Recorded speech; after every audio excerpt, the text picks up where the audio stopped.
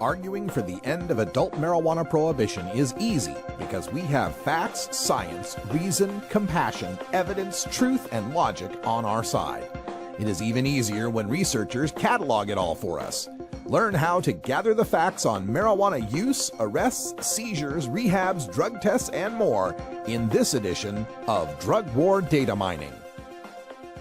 Welcome back, everyone. 22 and a half after the hour. Today in the Data Mines, going to give you a preview of a presentation that I'm delivering this Sunday at 5 p.m. at the National Orange Center, the site of the High Times Southern California Cannabis Cup. And the presentation is entitled How Not to Piss Off Your Cannabusiness Clientele.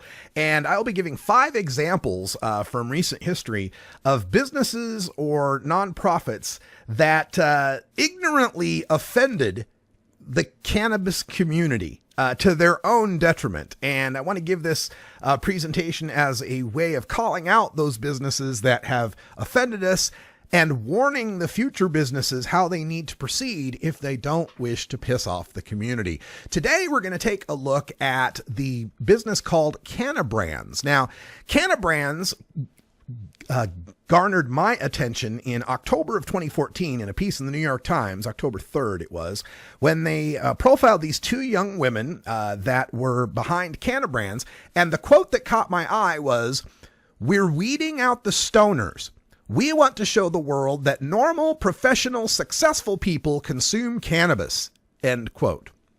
Now, I have no problem with marketing cannabis toward professionals, toward the non-traditional cannabis consuming audience, but there's no reason you need to do that by denigrating the cannabis consumers who currently exist. I mean, can you imagine McDonald's trying a marketing campaign of "We're weeding out the fatties. We want to show the world that normal, healthy, attractive people consume cheeseburgers"? I mean, it would just be so offensive, they wouldn't even think of doing that. But a lot of times, these people that are entering the cannabis world either are ignorant of or purposefully working against their knowledge of the cannabis community. It's not like selling cheeseburgers. We have a culture, we have a history, we have a status and an identity as cannabis consumers, and you are fighting against that if you use these anti-stoner type marketing techniques. And not only that, you're cutting your own throat as a business. There's a little thing called the Pareto rule that is talked about a lot in economics, and it states that 80% of the consumption is driven by 20% of the consumers. That is, 1 out of 5 stoners is going to smoke 4 out of 5 nugs of the weed, right? And I have some data for you to show you exactly what this means. First of all, when we are talking about the distribution of cannabis consumers in this country, what we find is that young people are overwhelmingly the majority of cannabis consumers. The chart that I've got on the screen divides people up, and this is information from the National Survey on Drug Use and Health for 2013. The first bar graph is ages 21 to 25, people in that age group. The next is 26 to 29. Then we go from 30 to 35. And then we go from 30 to 34, and then 35 to 49 and 50 to 64. Then everybody over age 64. And some important things to note about this. Also, the bars are color coded.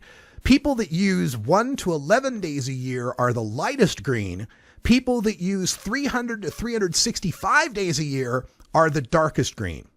So what we find from this information is that cannabis consumers in their 20s number more than all cannabis consumers from 30 to 50.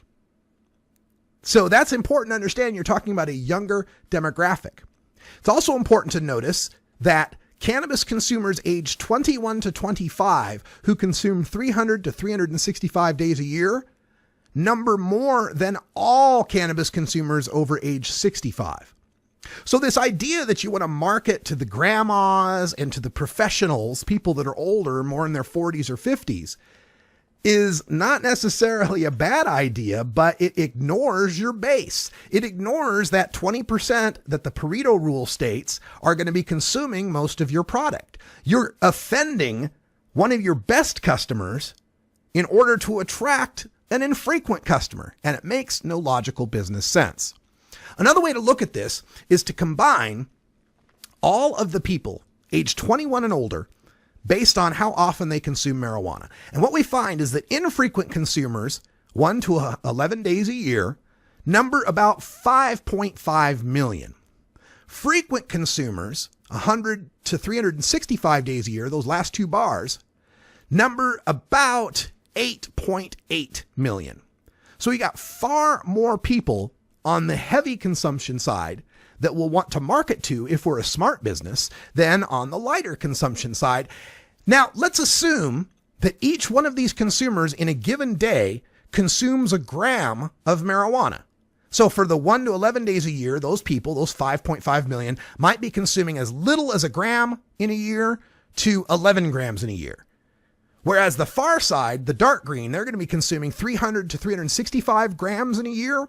If we look at that, we find that the people who consume over 100 days a year absolutely dominate the consumption of marijuana. In fact, for every one consumer you piss off in those two dark green bars, you need to cultivate another 6 to 11 of the lighter green consumers to make up for their consumption. And that's assuming everyone consumes a gram, which isn't true. It's really closer